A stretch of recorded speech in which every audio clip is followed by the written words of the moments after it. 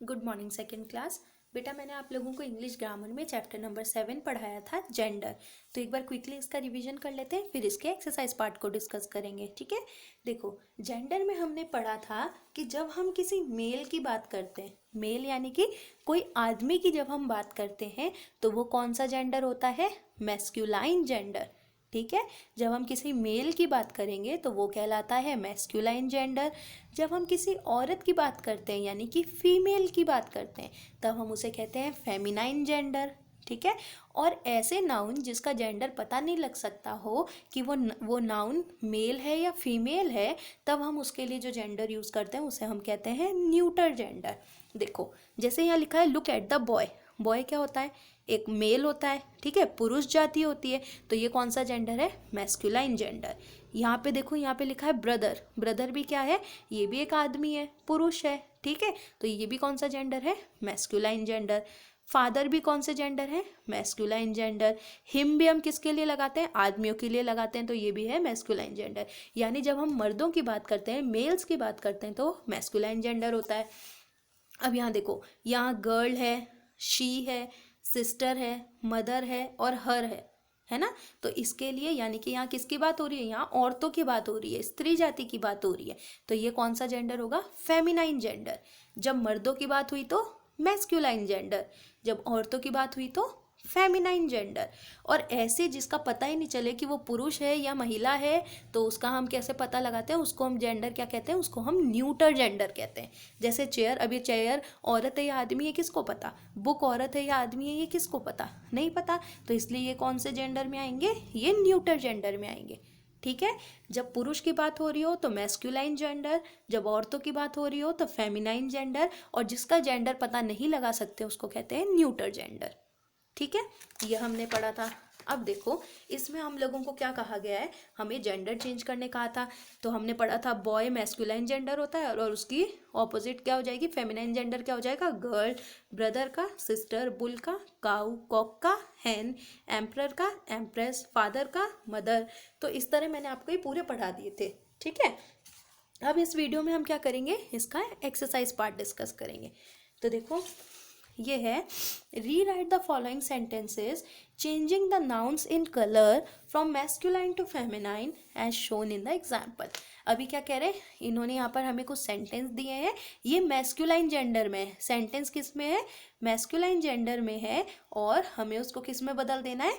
Feminine में बदल देना है। और अगर कोई फेमिनाइन में है तो हम उसको किस में बदल देंगे? मैस्कुलाइन में बदल देंगे। ठीक है, तो कैसे चेंज करेंगे? देखो इन्होंने जो ब्लू कलर में कर रखा है उसको हमें चेंज करके लिखना है। जैसे देखो फर्स्ट सेंटेंस है, the brother helps his sister. जो ब्रदर है वो अपनी सिस्टर की हेल्प करता है।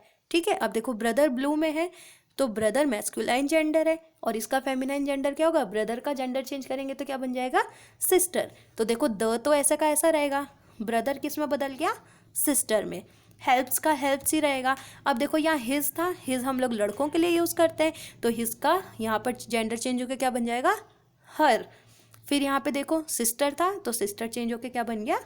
ब्रदर। ठीक है, ऐसे ही सेकेंड सेंटेंस देखो, द लेडी हैज़ 2 डॉटर्स।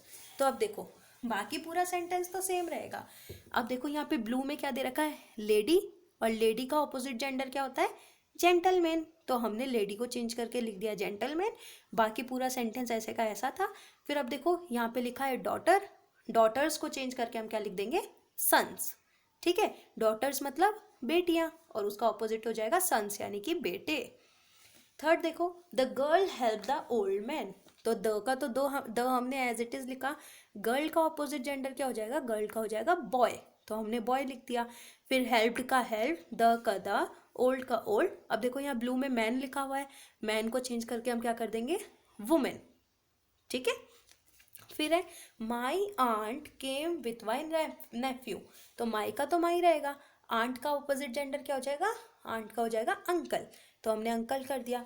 केम का केम, विथ का विथ, माई का माई, और नेफ्यू का ऑपोजिट जेंडर क्या हो जाएगा? नीस। नेफ्यू का क्या होता है? नीस, तो हमने नीस कर दिया।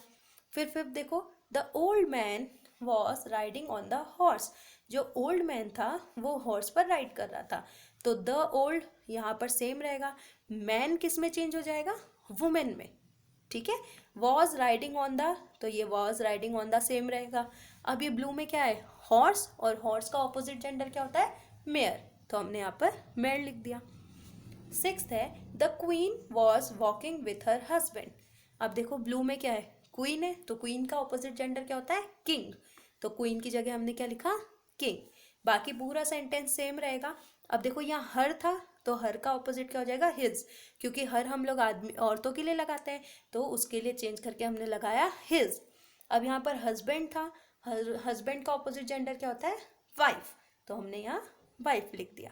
ठीक है। अब देखो यहाँ पर हमें ऑपोजिट जेंडर लिखने थे, इसको लर्न जरूर करना बेटा, ठीक है।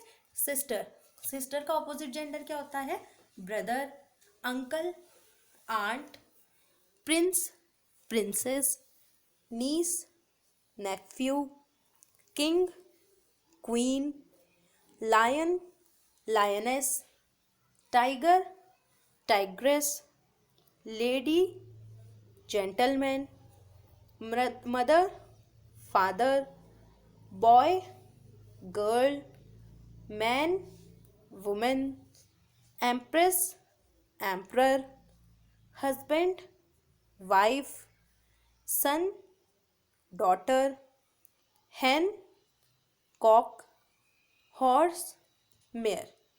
ठीक है। ये जो वर्ड्स थे ये आप 1 से लेकर 16 तक लर्न जरूर करना, ठीक है। ये ऑपोजिट जेंडर्स आपको आने चाहिए और ये वाले भी करने हैं। ये ए और बी आपको बुक में और नोटबुक में दोनों में कंप्लीट करना है। फिर भी अगर इस चैप्टर से रिलेटेड आपको कोई भी प्रॉब्लम हो तो आप मुझसे इंग्लिश की क्लास में पूछ लेना, तो जो भी प्रॉब्लम होगी वो मैं सॉल्व कर दूंगी। मिलेंगे फिर हम लोग अपने नेक्स्ट क्लास में। Till then bye, take care.